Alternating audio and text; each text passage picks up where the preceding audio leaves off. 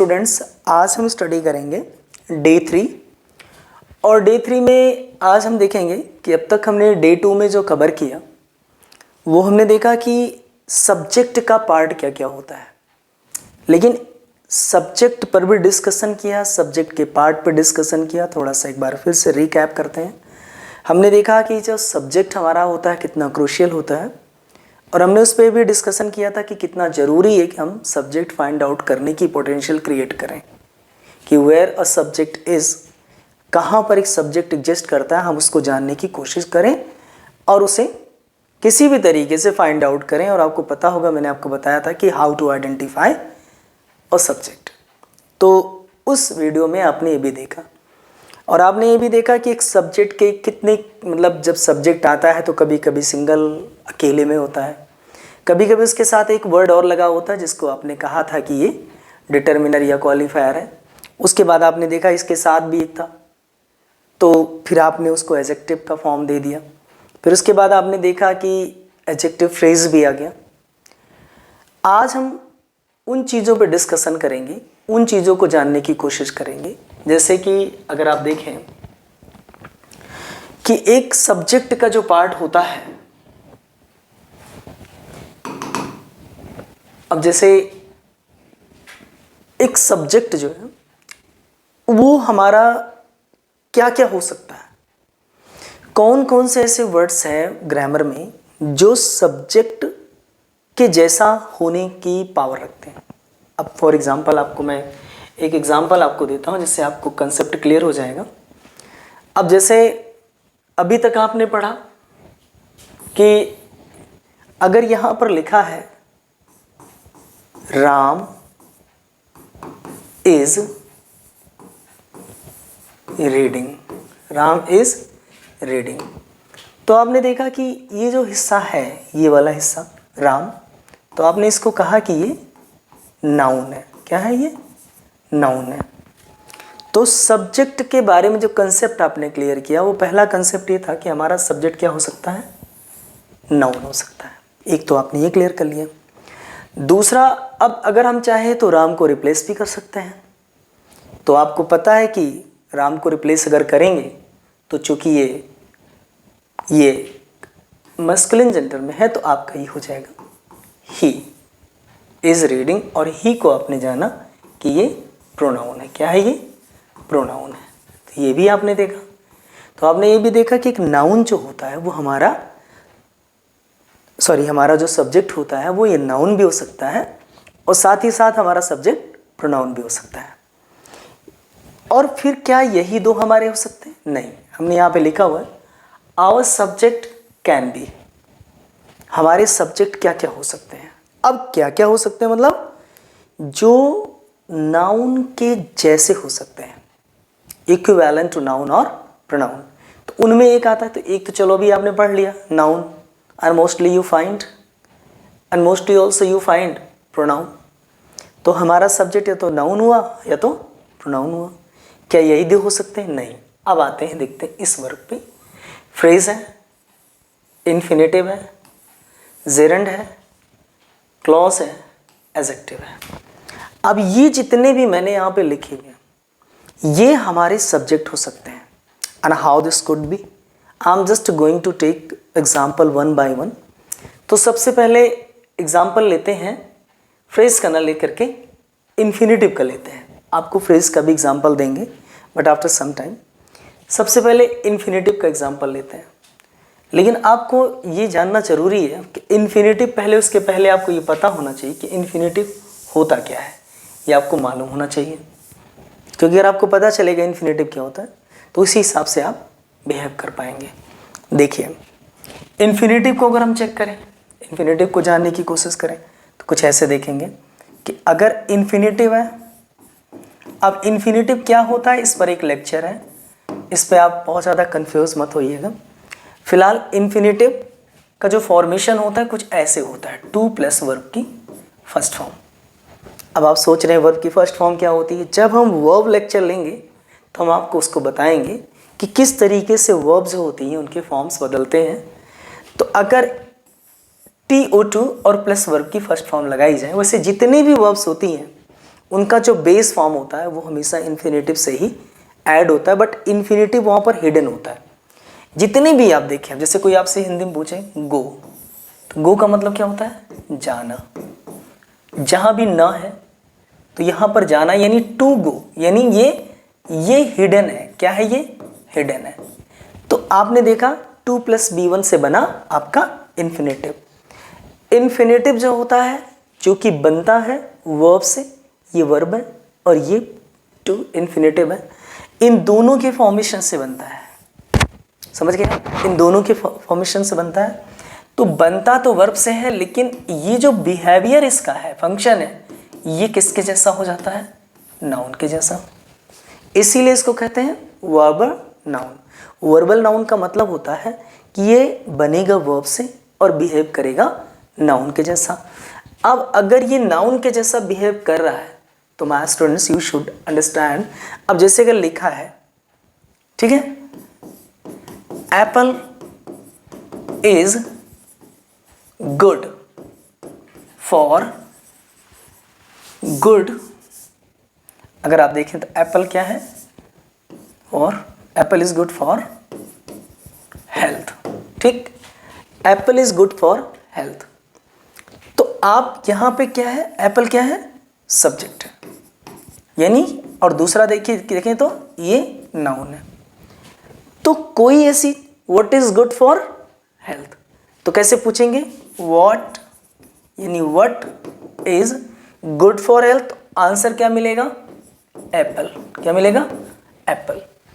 Apple है क्या? Noun है। क्या है? नाउन है। बट यहां पे देखा जाए किसके जैसा बिहेव कर रहा है? सब्जेक्ट के। अब मैं एक काम करता हूं ना, इसी के इक्विवेलेंट लाता हूं।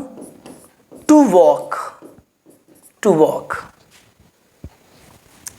Is good for health. अब आप बताइए, apple is good for health, और यहीं पे मैंने इतना बदल दिया, to walk is good for health. तो ये देखिए वर्ब है, और ये उसके यहां भी वर्ब था, तो वर्ब के पहले सब्जेक्ट, वर्ब के पहले सब्जेक्ट, और किसके जैसे यहां पे एप्पल बिहेव कर रहा था वैसे वर्ब बिहेव कर रहा है। आप पूछिए व्हाट इज गुड, तो जो भी आंसर मिलेगा आपको क्या मिलेगा? नाउन या उसके इक्विवेलेंट मिलेगा, यानी सब्जेक्ट मिल जाएगा। You will get subject by using what in the verb. अब what is good for health? To walk is good for health. तो यहाँ what is good for health? Apple. Apple क्या था? नाउन था, सब्जेक्ट का behaviour किया। ऐसे यहाँ पे क्या है? टू वॉक क्या है? यहाँ पर इन्फिनेटिव है। क्या है? इन्फिनेटिव। लेकिन किसके जैसा बिहेव कर रहा है? क्योंकि फंक्शन किसके जैसा कर रहा है? सब्जेक्ट के। इन्फिनेटिव जो होता है उसका फॉर्मेशन हमेशा याद रखिएगा। इन्फिनेटिव का जो फॉर्मेशन होता है TO+B1 से होता है। तो जब बनता है इससे, लेकिन वो बिहेव करता है नाउन के जैसा। किसके जैसा? नाउन के जैसा। अब इतना याद रखिएगा कि इन्फिनेटिव टू जो होता है प्लस B1 के साथ जब ऐड होता है तो वो नाउन के जैसा बिहेव करता है। अब जरा आप सोचिए कि अब एक बात तो प्रूव हो गई कि हमारा सब्जेक्ट इन्फिनेटिव भी हो सकता है, क्योंकि यहाँ पर सब्जेक्ट बना। बोलिए, कोई डाउट? हमारा सब्जेक्ट जो होता है इन्फिनेटिव हो सकता है, because I am getting here कि टू वॉक किसके जैसा बिहेव कर रहा है? नाउन के जैसा बिहेव कर रहा है। तो हमारा सब्जेक्ट क्या हो सकता है? इन्फिनेटिव भी हमारा सब्जेक्ट बन सकता है। इज दिस क्लियर और नॉट? तो अभी तक आपने क्या पढ़ा कि नाउन सब्जेक्ट हो सकता है, उसके बाद आपने क्या पढ़ा? प्रोनाउन सब्जेक्ट हो सकता है। अभी आपने क्या पढ़ा? ये भी सब्जेक्ट हो सकता है। तो अब एक काम करते हैं ना, तो अब थोड़ा इसको भी देख लेते हैं। ये हिस्सा जेरंड का, जेरंड जो है ये भी हमारा सब्जेक्ट बन सकता है। क्यों बन सकता है? क्यों बन सकता है? Why is this? इसलिए क्योंकि ये भी, अगर हम जेरंड की बात करें तो अगर हम यहाँ पर देखें जेरंड को तो क्या पाएंगे कि ये जो जेरंड है, ये वाला हिस्सा, ये वाला हिस्सा, जेरंड का जो फॉर्मेशन होता है किससे होता है? V1 + ING। V1 यानी वर्ब की फर्स्ट फॉर्म ले लीजिए और उसमें ING ऐड कर दीजिए। वर्ब की फर्स्ट फॉर्म ले लीजिए और उसमें क्या ऐड कर दीजिए, आईएनजी ऐड कर दीजिए। अब जैसे मैं आपको एग्जांपल देता हूँ, गो, और इसमें लगा दिया आईएनजी, क्या बन गया, गोइंग। क्या बन गया, गोइंग बन गया।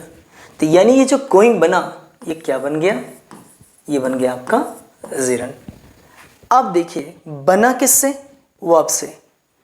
अब बना तो वर्ब से, लेकिन ये जो गोइंग है ये आपका कहा जाएगा वर्बल नाउन। क्या कहा जाएगा, वर्बल नाउन।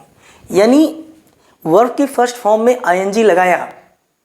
अब भैया एक ऐसा ही वर्ब की फर्स्ट फॉर्म में आईएनजी लगाने से पार्टिसिपल भी बनता है, लेकिन उस पर डिस्कशन बाद में होगा। अभी हम किस पे डिस्कशन कर रहे हैं, सब्जेक्ट हमारा क्या हो सकता है, जेरंड होता है। तो यहाँ पर ये जो गोइंग है ये किससे बना, वर्ब से बना। वर्ब से बना लेकिन किसके जैसा फंक्शन किया, वर्बल नाउन है। तो इक्विवेलेंट किसके हो गया, नाउन हो गया। तो अब हम क्या करेंगे, अगर ये नाउन के जैसा बिहेव कर रहा है V1 प्लस ING, तो ये हम इसको हर उस जगह रखेंगे जहाँ नाउन होता है। जैसे फॉर एग्जांपल, फिर से एक बार एग्जांपल देख लेते हैं। एग्जांपल अगर हम देखें तो अगर फिर से वही एग्जांपल लिखेंगे, जैसे लिखा है apple is good for health, यहां हमने लिख दिया। तो फिर सेम वही सिचुएशन है। अब मैं यहां एप्पल की जगह लिखता हूं walk plus ING, walking. Walking is good for health. देख रहे हैं आप। तो कहने का मतलब क्या हुआ कि यहां पर वॉक में जो ING लगा, वॉक में, ये इसकी वजह से ये आपका क्या बन गया, जेरंड बना। लेकिन चूंकि यहां पर इज वर्ब है, यहां पर इज वर्ब है, और आप देखें ये कैसा सेंटेंस है, असर्टिव सेंटेंस है। असर्टिव सेंटेंस का फॉर्मूला क्या है, S plus V plus OW, यानी अदर वर्ड्स। अब देखिए वर्ब के पहले क्या आया, सब्जेक्ट। ये क्या है, सब्जेक्ट। और ग्रामेटिकली देखें तो क्या है, जेरंड है। क्या है ये, जेरंड है। और किसके जैसा बिहेव कर रहा है, इक्विवेलेंट किसके हो रहा है, इक्विवेलेंट नाउन। किसके इक्विवेलेंट हो रहा है, ये नाउन के इक्विवेलेंट हो रहा है। यानी हमारा जो जेरंड है वो इक्विवेलेंट नाउन हो रहा है और वर्ब के जैसे बिहेव कर रहा है, समझे आप। और यहाँ पे सब्जेक्ट बन करके आया हुआ है। तो हमने देखा कि हमारा नाउन भी, प्रोनाउन भी, इन्फिनेटिव भी, जेरंड भी, ये सब क्या बन रहे हैं, सब्जेक्ट सब्जेक्ट सब्जेक्ट। आपने देखा सब्जेक्ट कितना कितना अपने आप में डीप है, सब्जेक्ट अपने आप में कितना डीप है। मतलब अगर आप ये सोच रहे होंगे कि केवल एक सब्जेक्ट केवल करता करता डूअर डूअर ऐसे कह देने से नहीं होता। If you are doing preparation to qualify any competitive examination, this becomes necessary for you that you should क्या, आपको ये पोटेंशियल आपको क्रिएट करनी चाहिए कि आप इसमें सब्जेक्ट फाइंड आउट कर सकें। क्योंकि जब जॉब के लिए आप प्रिपरेशन करेंगे ना, तो वहाँ पर आपको जेरंड भी देगा और आप सोचेंगे ये कैसे सब्जेक्ट, हाउ दिस पॉसिबल। कितने लोगों से पूछा जाता, कहते तो वर्ब है, ये वर्ब है, बट एक्चुअली वही जिसको वो वर्ब बोलते हैं ना, वही वहाँ पर किसके जैसा बिहेव करता है, या तो सब्जेक्ट के जैसे या तो ऑब्जेक्ट के जैसे। समझ रहे हैं आप। तो इसलिए ध्यान में रख करके आप काम करेंगे। तो आपने देखा कि आपका सब्जेक्ट क्या हो सकता है, नाउन, प्रोनाउन। अब इन्फिनेटिव भी आपका सब्जेक्ट बना और जेरंड भी आपका सब्जेक्ट बना। अब जरा इस पे देखते हैं थोड़ा सा, क्या और भी कुछ ऐसा हो सकता है क्या, बिल्कुल हो सकता है, इसको भी देख लेते हैं। अब आपके पास क्या बचा, clause and adjective, clause and adjective. अब इनमें भी हम एक काम करते हैं ना कि सबसे पहले डिस्कशन कर लेते हैं एडजेक्टिव का। क्या, किस चीज़ का, एडजेक्टिव का डिस्कशन कर लेते हैं। अब एडजेक्टिव कैसे सब्जेक्ट बना, एक बात अच्छी तरीके से समझ लीजिए कि एडजेक्टिव अगर है तो एडजेक्टिव तो किसको मॉडिफाई करता है, नाउन को या तो प्रोनाउन को मॉडिफाई करता है। लेकिन अब जैसे लिखा है कि poor, poor people, poor people, तो पीपल आपने क्या बनाया, नाउन है, आपने कहा कि तो नाउन है। और पुअर किसको मॉडिफाई कर रहा है, नाउन को, तो ये बन गया एडजेक्टिव। क्या बन गया, एडजेक्टिव बन गया। देखा आपने, यही पुअर यहां क्या बना, एडजेक्टिव बना। समझ रहे हैं? जैसे यहां लिखा है रिच बॉय, बॉय क्या है, नाउन है, रिच क्या है, एडजेक्टिव है। अब आप देखिए इसी रिच को नाउन बनाया जा सकता है, इसी एडजेक्टिव को नाउन बनाया जा सकता है। बस करना क्या है, सिंपली इसके सामने आर्टिकल द यूज करना है। बस करना क्या है, the rich are happy, the rich are happy. अब आप सोचिए यहां पर द रिच आर हैप्पी का मतलब क्या हुआ, रिच यहां पर क्या बना, एडजेक्टिव बना। क्या बना, एडजेक्टिव बना। लेकिन हकीकत में द लगने की वजह से ये अब एडजेक्टिव नहीं रह गया, ये आपका नाउन के इक्विवेलेंट हो गया। और नाउन के इक्विवेलेंट हो गया तो यहां पर नाउन के जैसा बिहेव किया। ग्रामेटिकली देखें तो नाउन बन गया, और यहां फंक्शन किसके जैसा कर रहा है, सब्जेक्ट के जैसा फंक्शन कर रहा है, क्योंकि आर का सब्जेक्ट क्या है, द रिच। अब आप सोचिए कि आर का सब्जेक्ट क्या है, रिच। अब जैसे लिखा है द पुअर। अब एक चीज और भी ध्यान रखिएगा कि जब द लगेगा तो प्लूरल समझिएगा इसको, द पुअर आर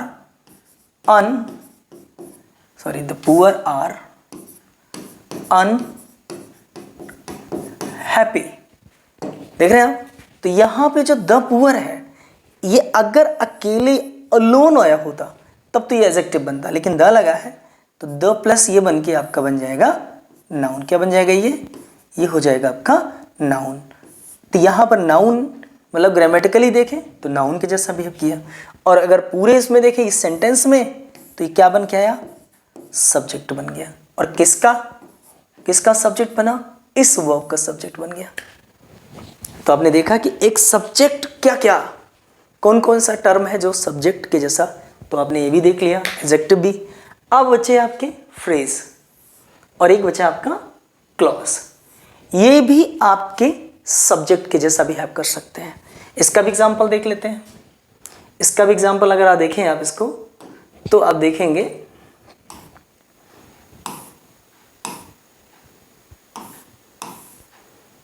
ये, फिर से इसको देखते हैं, यानी ये आपका फ्रेज है, इस पे वर्क करते हैं। फ्रेज पे वर्क करेंगे। फ्रेज की डेफिनेशन पहले क्लियर कर लेते हैं। फ्रेज क्या है, a group of words which has group of words which gives meaning but not complete meaning, which gives sense but not complete sense। जो फ्रेज होता है इसको बोलते हैं वाक्यांश। वाक्य का एक छोटा सा पार्ट यानी फ्रैक्शन होता है जो सेंस तो देता है बट कंप्लीट सेंस नहीं देता। सेंस तो देता है बट कंप्लीट सेंस नहीं देता। अब जैसे आपसे मैं बोलूं इन द कॉर्नर, ये आप देखिए ध्यान से, ग्रुप ऑफ वर्ड्स है 1 2 3, ग्रुप ऑफ वर्ड्स है, यानी अगर हिंदी में देखें तो बोलेंगे कोने में, लेकिन ये पूरा सेंस नहीं देता, ये पूरा सेंस नहीं देता, कंप्लीट सेंस आप इसका नहीं पाएंगे। लेकिन फ्रेज के अंदर भी स्ट्रेंथ है कि वो क्या बन सकता है, सब्जेक्ट बन सकता है। फॉर एग्जाम्पल अगर मैं आपसे कहूं कि कौन सा, तो ऐसे देखिए आप, what is to what to do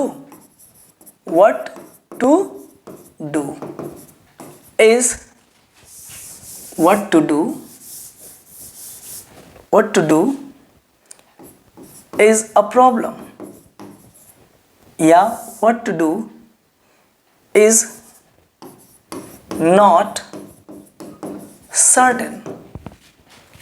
what to do क्या करना है, क्या करें कंफर्म नहीं है। what to do या where to go is not confirm। कहाँ जाना है is verb है, यहां पे is verb है, समझ रहे हैं, is verb है। what to do is not certain, where to go is not confirm।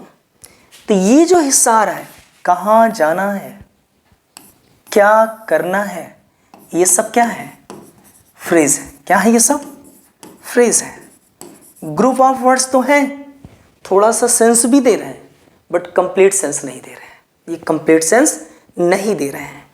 तो ये देखिए आप, लेकिन बन क्या रहे हैं, वर्ब का सब्जेक्ट। ये क्या बना, वर्ब का सब्जेक्ट बना। मतलब आप देख रहे हैं कि किसी वर्ब का सब्जेक्ट बन के आ रहे हैं ग्रुप ऑफ वर्ड्स। तो मतलब एक चीज़ हुआ कि phrase also can function as a subject. तो अगर आपको सब्जेक्ट को आइडेंटिफाई करना है तो सब्जेक्ट इतना आसान नहीं है, बट आसान भी है। लेकिन कब, जब आप एक स्टेप से गुजरे, आप एक प्रोसेस से गुजरे और सब्जेक्ट पे पूरी पकड़ बनाए। आप सब्जेक्ट पे इतनी मजबूत पकड़ हो कि जब आप कॉम्पिटिटिव एग्जाम्स में हो या एकेडमिक में हो तो आप easily you can identify this is subject because of this. अभी नहीं कि आपको ये अंदाज मारना है, यू हैव टू अंडरस्टैंड, क्योंकि सब्जेक्ट की अपनी एक पोजीशन है। मैंने आपसे बताया सब्जेक्ट मोस्टली क्या होता है, प्रेडिकेट के पहले या नहीं, वर्ब के पहले आता है। तो ज्यादातर देखिए यहाँ वर्ब है पहले आया, ये वर्ब है पहले आया। तो आप पहचानिए, लेकिन सवाल यह है कि हमारा सब्जेक्ट क्या क्या हो सकता है। आज today I am just discussing on this fact, on this matter, कि हमारा सब्जेक्ट क्या क्या हो सकता है। नाउन, प्रोनाउन, एडजेक्टिव, देख रहे हैं आप, phrase, infinitive, gerund, clause, we are discussing one by one. And I hope कि अगर आप इसको समझ लिए तो आपका एक बहुत बड़ा कंसेप्ट क्लियर हो जाएगा, बहुत बड़ा कंसेप्ट क्लियर हो जाएगा। फिर आपका इंग्लिश में इंटरेस्ट क्रिएट हो जाएगा। बिकॉज जो लर्निंग गैप्स है ना, उसकी वजह से आप इंग्लिश में आपका मन नहीं लग पाता।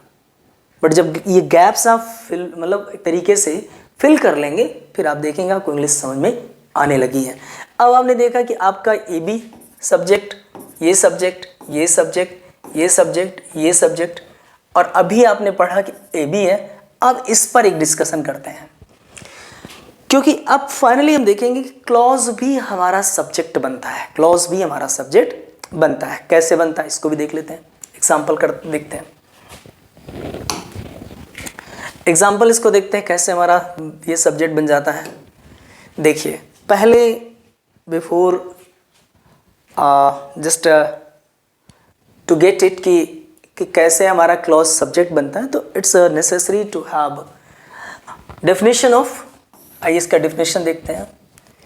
अगर हम क्लॉज को देखें, क्लॉज, क्योंकि ये सोच रहे होंगे आप कि सर किस तरीके से आप पढ़ा रहे हैं, मैं अभी आपको बता रहा हूँ, बस इतना समझो कि जो भी मैं पढ़ा रहा हूँ, जैसे इन्फिनेटिव है, complete 1 or 2 lecture you all will get on this topic. Infinitive no doubt complete lecture, clause complete lecture, gerund complete lecture. आप नाउन, प्रोनाउन, अभी तो आपको हम केवल सब्जेक्ट एक ग्लिम्स दे रहे हैं, बस आप इतना समझो कि हमारा, बस कहीं लिखो इसको, समझे रहो कि हमारा सब्जेक्ट क्या क्या हो सकता है। उलझने की जरूरत नहीं है, देयर इज नो नीड कि आप इसे कॉम्प्लिकेट करिए। आप बिल्कुल समझिए कि ये हमारे सब्जेक्ट हो सकते हैं। और मैं कह रहा हूँ कि जैसे जैसे लेक्चर आगे बढ़ेगा, हर एक टर्म पे डिस्कशन होगा। हर एक टर्म का मतलब हो गया क्लॉज पे भी डिस्कशन होगा, और हेल्दी डिस्कशन होगा, एक अच्छा खासा डिस्कशन होगा, क्योंकि अब आप इंग्लिश में आगे बढ़े हैं तो आपको कंप्लीट नॉलेज आपको मिलेगी। ये नहीं है कि थोड़ी सी नॉलेज देंगे आपको, डिटेल। तो क्लॉज क्या है, a group of words, group of words which has one subject and one predicate। लेकिन याद रखिएगा क्लॉज जो होती है वो किसी एक सेंटेंस का पार्ट होती है, किसी सेंटेंस का एक पार्ट होता है जिसके पास अपना एक सब्जेक्ट होता है और एक वर्ब होता है। अब जैसे मैं आपसे बोलूं, I know that you are a good student, that you are a good student. अब जरा आप सोचिए, I know that you are a good student. यहां पर देखिए कितने sentence, how many sentence are you getting. First I know, ये first sentence है। One more sentence you are getting कि यहां से देखिए, यहां से ये कंजंक्शन आपका, ये कंजंक्शन है, और यहां से लेके यहां तक का एक सेंटेंस और भी है। यानी अगर आप देखें तो यहां से यू क्या है, सब्जेक्ट, आर क्या है, वर्ब, और ये क्या है? कंजंक्शन। ये क्या है? सब्जेक्ट। और नो क्या है? वर्ब। यहां पर भी एक सब्जेक्ट और एक वर्ब, यानी फर्स्ट सेंटेंस। यहां पर भी एक सब्जेक्ट और एक वर्ब, यानी सेकंड सेंटेंस। बीच में क्या आया? कनेक्टर। क्या आया? कनेक्टर। अब यहां कनेक्टर क्यों लिख रहे हैं? क्योंकि ये कंजंक्शन है। टू टाइप्स के कनेक्टर आपको मिलते हैं, एक तो प्रीपोजिशन जो कनेक्ट करते हैं आपस में, और साथ ही साथ आपका कंजंक्शन होता है। तो यहां पर ये जो दैट कंजंक्शन है, इसने क्या किया? One sentence is here and second sentence you are getting here. These two sentences are just being combined by that conjunction. तो आप देख रहे हैं, चला इतना आपने समझा टू सेंटेंस हियर। अब आप मुझे बताइए, जहां से कंजंक्शन है, conjunction you are getting here, यहां के बाद एक सब्जेक्ट है, यहां के बाद एक वर्ब है, यानी जहां से वर्ब शुरू हुआ इसी को बोलेंगे प्रेडिकेट। यही तो आप पढ़ रहे हैं। अब यहां से एक प्रेडिकेट है, यानी एक वर्ब इधर चल रहा है और एक सब्जेक्ट यहां पर है। तो अभी मैंने क्लॉज क्या बताया कि क्लॉज किसी सेंटेंस का एक पार्ट है। अब देखो, एक सेंटेंस यहां है, एक सेंटेंस है, अब दोनों मिला के पूरे सेंटेंस बन गए। इस सेंटेंस का एक हिस्सा इधर निकाल लो, एक पार्ट, और उस पार्ट के पास आपका क्या है? एक सब्जेक्ट है और एक प्रेडिकेट, यानी एक वर्ब है। अब जब आप देखेंगे, इसका अपना एक सब्जेक्ट है, इसका एक प्रेडिकेट है, वर्ब है, तो ये वाला हिस्सा ए भी एक क्लॉज बन गई और ये भी एक क्लॉज बन गई, यानी वाक्य उपवाक्य। अब यहां देखिए, उपवाक्य, एक सेंटेंस इधर बन गया, एक सेंटेंस उधर बन गया। अब जब लेक्चर आगे बढ़ेगा तो आपको पता चलेगा कि क्लॉज अपनी फंक्शन के अकॉर्डिंग डिवाइड हो जाती है। तो अगर वो क्लॉज अपने आप में इंडिपेंडेंट है तो प्रिंसिपल हो जाएगी, और अगर वो क्लॉज अपने आप पे डिपेंड नहीं, किसी और पे डिपेंडेंट है, सबऑर्डिनेट हो जाएगी। या कभी कभी एक ऐसा भी सेंटेंस मिलेगा जो इंडिपेंडेंट क्लॉज के इक्विवेलेंट है, मतलब ऑफ इक्वल रैंक है, बराबर के दर्जे की हो जाएगी, तो कोऑर्डिनेटिंग क्लॉज हो जाएगी। लेकिन वो सब चीज़ें आगे। आज हम क्या देख रहे हैं कि ये जो क्लॉज आई, ये वाला हिस्सा, फिर से ध्यान से देखिए जो ये लिखा है, एक बार इसको हम फिर से हटाते हैं तो देखते हैं इसको। यहाँ से जो दैट वाला, ये जो क्लॉज चली है, यहाँ पर जो सब्जेक्ट है और ये वर्ब है, ये वाली जो सेंटेंस है, ये पूरा का पूरा यहाँ से लेके दूसरी वाली जो क्लॉज है, आप मुझे बताएं ये किसके बाद आ रहा है? ये वर्ब के बाद आ रहा है, यानी ऑब्जेक्ट बन गई। अब मैं एक सेंटेंस अभी समझाने के लिए किया, अब मैं आपको एक सेंटेंस देता हूं जो आपको ये प्रूव करेगा कि ये सब्जेक्ट हमारा क्या बन सकता है। सब्जेक्ट हमारा, अब एक सेंटेंस देखिए, अब मैं यहीं से लिखूंगा दैट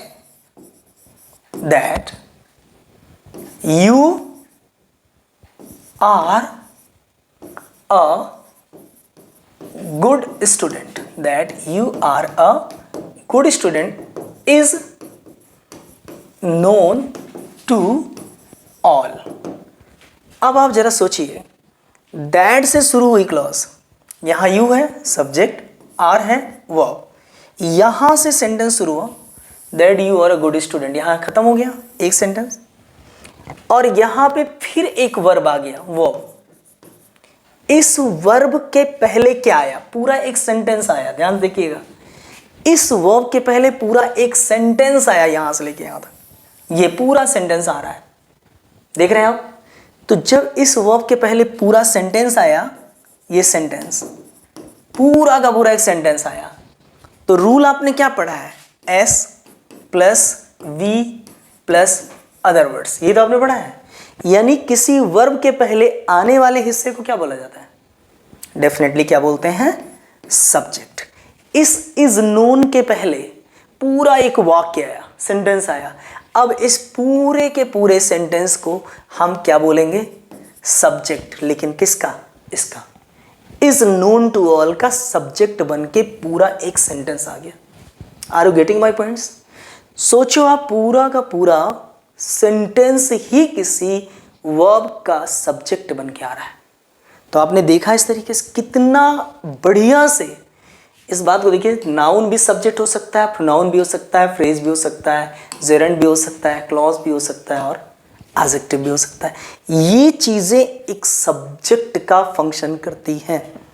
अब आप सोचिए कि जब आप इन सब चीज़ों को जानने लगते हैं और समझने लगते हैं तो फिर आपको ये जानना आसान हो जाता है कि कितना आसानी से how easily you can identify in a particular sentence where subject is। तो अगर आप ये लेक्चर पूरी तरीके से जितने भी डे 1 से चला है, डे 1, डे 2, डे 3, अगर आप मिस नहीं करते हैं ना, तो इतना तो जरूर है कि आप after some time you will start having interest in English language. क्योंकि देखिए, मैं एक बात अच्छी तरीके से जानता हूँ, सब्जेक्ट किसी बुक में नहीं होता, सॉरी इंटरेस्ट जो होता है वो किसी बुक में नहीं होता। सपोज यू से I have interest in maths, तो क्या मैथमेटिक्स इंटरेस्टेड होती है? सपोज यू से I have interest in science, तो मेरा आई am just throwing this question before you कि क्या इंटरेस्ट साइंस में होता है?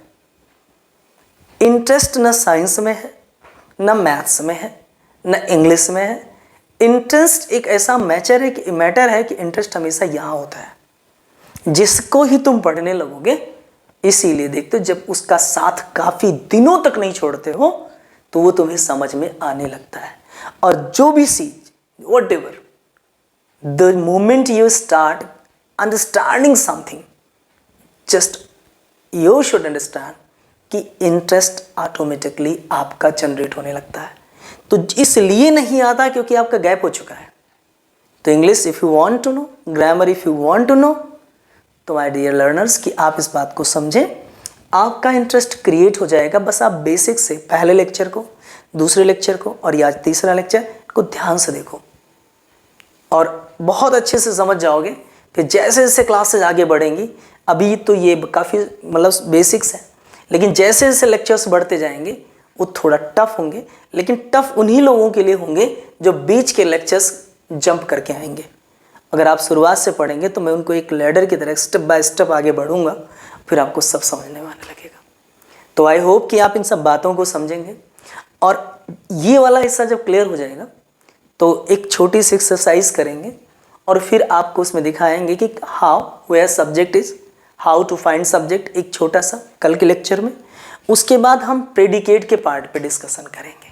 प्रेडिकेट के भी अपने पार्ट्स हैं, प्रेडिकेट के डिस्कशन कर लेंगे कि कैसे प्रेडिकेट कहाँ से शुरू हुआ, वर्ब कैसा होता है, वर्ब बीच में है तो उसके बाद आने वाले प्रेडिकेट का पार्ट क्या हो सकता है, वर्ब के बाद object, direct object, indirect object, complement, समझ रहे हैं आप, कॉम्प्लीमेंट, ऑब्जेक्टिव कॉम्प्लीमेंट, ये जितने भी हिस्से आएंगे, या एडवर्बियल फ्रेज, ये जितने भी प्रेडिकेट के पार्ट बनेंगे उनका एक अपना टेबल दे करके आपको समझाएंगे कि ये ऐसे प्रेडिकेट को भी समझा जाता है। तो जब प्रेडिकेट का पार्ट समझ में आ जाएगा फिर आपको हम सब्जेक्ट के बाद हम वर्ब पे लाएंगे, और जब वर्ब का कंसेप्ट क्लियर करा लेंगे फिर आगे ले चलेंगे। लेकिन आपको भी बने रहना होगा कि आप बीच में सीक्वेंस ब्रेक ना करें, क्योंकि सीक्वेंस ब्रेक करने का मतलब क्या हुआ, काम हो नहीं पाएगा। तो अगर आप सीखना चाहते हैं तो स्टेप बाय स्टेप आगे बढ़िए और धीरे धीरे मैं अपने लेक्चर्स को लाता रहूँगा। आप देखते रहिए, एंजॉय करिए और इंग्लिश आपके फिंगर टिप पे आ जाएगी। फिर आपको लगेगा कि now easily I can understand, easily I can speak, easily I can write, because nothing, ऐसा कुछ भी नहीं है जो स्केयर करो जो आपको नहीं आएगा। तो आई होप कि आप इन सब चीज़ों को समझेंगे, जानेंगे, एक दो बार देखेंगे। और अगर कोई डाउट होता है तो you can just leave remark और कमेंट, आप उन पर कमेंट रिमार्क लीव करिए और देखते हैं उसी के अकॉर्डिंग मैं अपने लेक्चर में उस पर डिस्कशन कर लूँगा, उस पर आपकी बातें, आपको वो कंसेप्ट क्लियर करा दूँगा कि किस वजह से आपको डाउट हो रहा है। तो thank you for watching this video.